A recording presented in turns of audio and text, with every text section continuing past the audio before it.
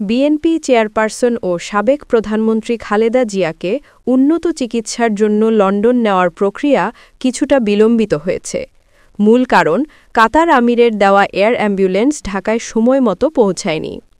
দলের পক্ষ থেকে তিনি রোববার লন্ডন যাওয়ার কথা থাকলেও এ ব্যাপারটি তার শারীরিক অবস্থা এবং মেডিকেল বোর্ডের সিদ্ধান্তের ওপর নির্ভর করছে।